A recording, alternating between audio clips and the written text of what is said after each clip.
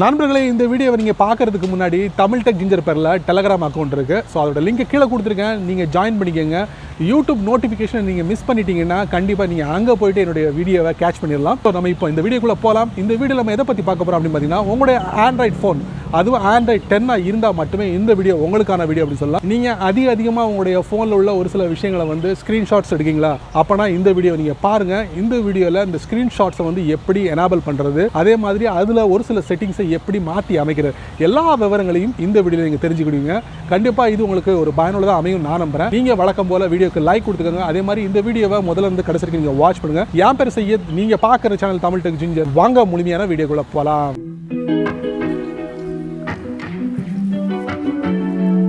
வழக்கம் போல் உங்களுடைய ஆண்ட்ராய்ட் ஃபோனை ஓப்பன் பண்ணுங்கள். ஓப்பன் பண்ணதுக்கப்புறம் உங்கள் ஃபோனில் ஸ்க்ரீன்ஷாட் எடுக்கிறீங்க, அதே மாதிரி ஸ்க்ரீன் ரெக்கார்டர் பண்ணுறீங்க. இந்த ரெண்டு விஷயங்கள் பண்ணும்போது உங்கள் ஃபோனுக்கு கீழே பார்த்தீங்கன்னா பாட்டமில் பார்த்தீங்கன்னா உங்களுக்கு ஒரு டூல் பார் டிஸ்பிளே ஆகும். நான் இப்போ என்ன பண்ணுறேன் எப்படிங்கிறத உங்களுக்கு சொல்கிறேன். நான் ஒரு ஸ்க்ரீன்ஷாட்ஸ் எடுக்கிறேன். எடுத்ததுக்கப்புறம் பார்த்தீங்கன்னா கீழே ஒரு டூல் பார் டிஸ்பிளே ஆகுதா. இந்த டூல் பார் வந்து நேச்சுரலாக பார்த்தீங்கன்னா டிஃபால்ட்டாக உங்களுக்கு டிஸ்பிளே ஆகிறது இல்லை. செட்டிங்ஸ்குள்ளே போயிட்டு இது எனேபிள் பண்ணால் மட்டுமே இந்த டூல் பார் வந்து உங்களுக்கு டிஸ்பிளே ஆகும். ஸோ இந்த மாதிரி டூல் பார் எதுக்கு உங்களுக்கு தெரியுமா? உங்களுக்கு இதை வந்து நீங்கள் எடிட் பண்ணலாம், ஷேர் பண்ணலாம் அப்படிங்கிற ஒரு விஷயத்தை தான் இந்த டூல் பாராக கொடுத்துருக்காங்க.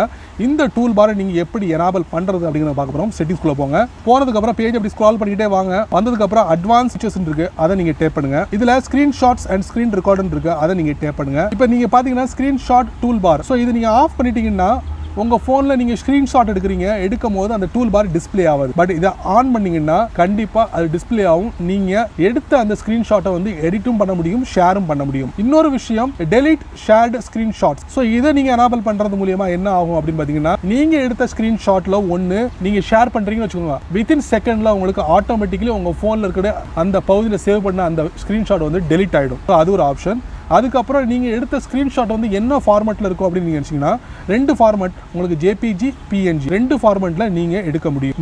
இந்த மூணு விஷயங்களை நீங்கள் தெரிஞ்சுக்கிட்டீங்க. அடுத்து ஸ்க்ரீன் ரெக்கார்டர் செட்டிங்ஸ், அதுக்குள்ளே நம்ம போவோம். போனதுக்கப்புறம் இதில் 3 விஷயமா இருக்கு. No sound, media sound and mic. அதாவது நீங்கள் ஸ்க்ரீன் ரெக்கார்டர் பண்ணும் போது ஃபோனில் உள்ள மீடியா சவுண்ட், அதே நேரத்தில் நீங்கள் ஏதாவது மைக், எக்ஸ்டர்னல் மைக் குத்திட்டு நீங்கள் ஏதாவது பேச நினைக்கிறீங்க, ரெண்டுமே ஒர்க் ஆகிற மாதிரி நீங்கள் செலக்ட் பண்ணிக்கோங்க. அதுக்கப்புறம் வீடியோட குவாலிட்டி என்னவா இருக்கணும் அப்படின்னு நீங்கள் முடிவு பண்ணலாம். 1080 பிக்சல், 720 பிக்சல், 480 பிக்சல்.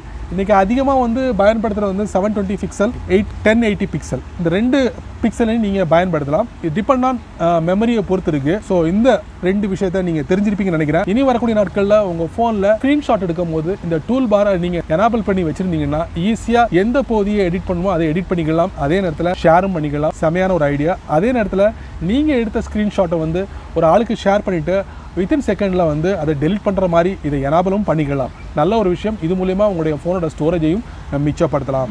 என்ன நண்பர்களே, இந்த வீடியோவை நீங்கள் ரொம்ப பொறுமையாக நீங்கள் வாட்ச் பண்ணியிருப்பீங்க.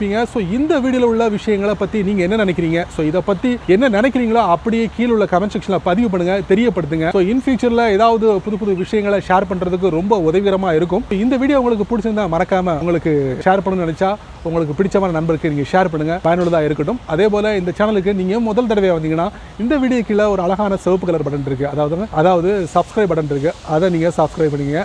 லைக் பண்ணுங்கள், பிடிக்கலைன்னா அன்லைக் பண்ணிக்கங்க, கவலையே இல்லை.